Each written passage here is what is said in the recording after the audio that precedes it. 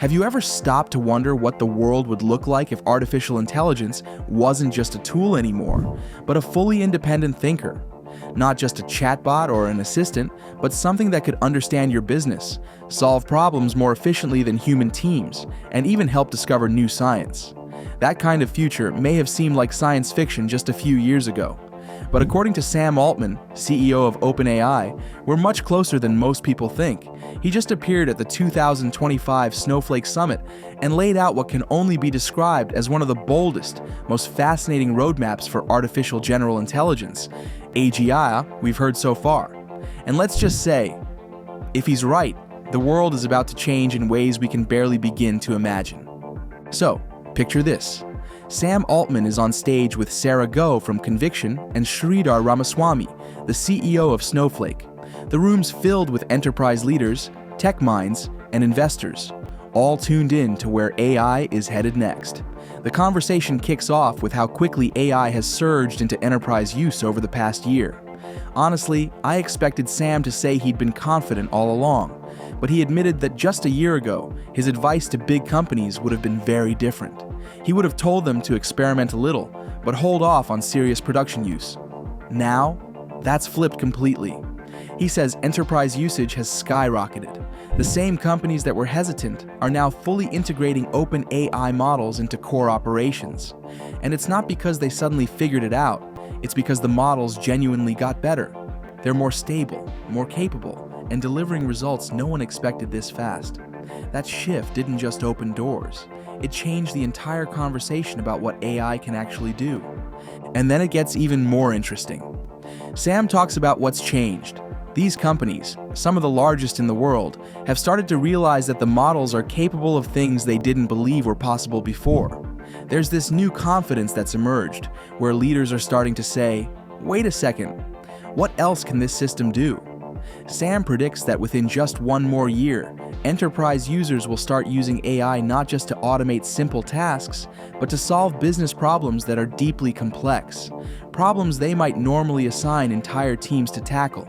He describes a future where businesses give AI systems access to massive amounts of compute, then just tell them, go solve this, redo this entire project, think it through deeply, and bring back the answer.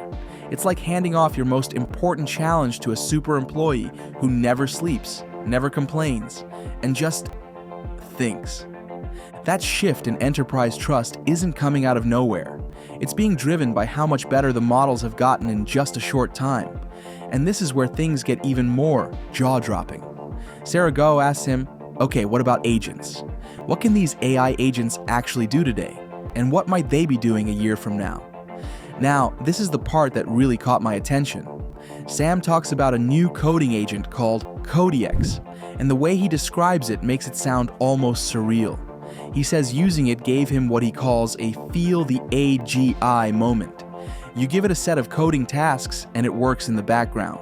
It doesn't just spit out code, it actually handles long tasks with multiple steps.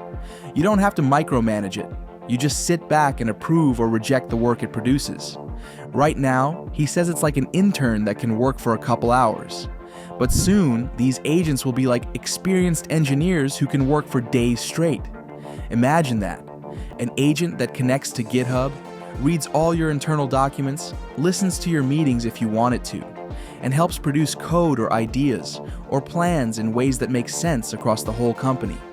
And it's not just code. He says companies are already using agents to automate customer support, outbound sales, and other day-to-day processes. In some cases, people are starting to think of themselves less as workers and more like managers of digital workers, agents they give tasks to, then review and guide, just like junior staff. And the part that really stuck with me was when he said that soon, agents won't just automate cognitive tasks. They'll actually help us discover new knowledge. That's where this gets really wild. Right now, he admits the capability is mostly focused on short horizon, repetitive cognitive work. But when those agents can handle longer time horizons and more complex reasoning, we're going to start seeing AI scientists. Literal AI-powered researchers capable of discovering new ideas in science, engineering, or medicine. According to him, that's not a distant fantasy. It's something we'll start to see in small ways as early as next year.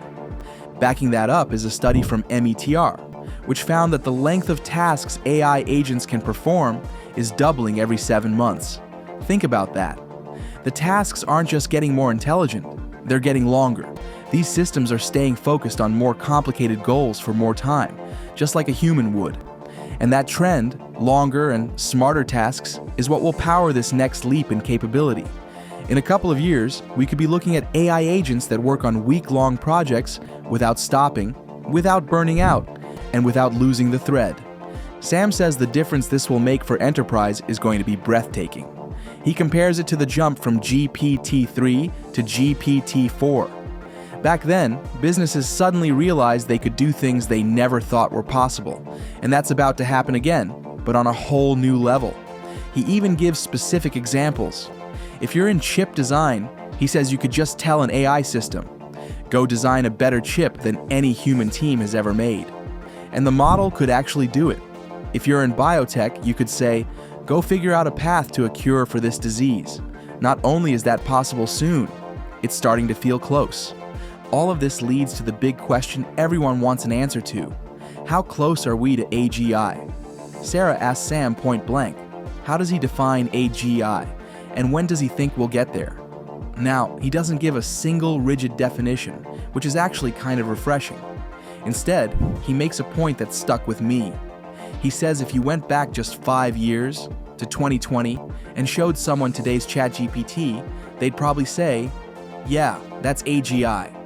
Back then, the world hadn't even seen GPT-3 yet, and ChatGPT, even in its current state, would have looked like magic. So we keep adjusting our expectations. And that, he says, is a very human trait. But here's where the timeline comes in. He suggests that whether we hit AGI in 2024, 2026, or 2028 is actually less important than the fact that we're on this incredibly smooth, exponential curve of progress.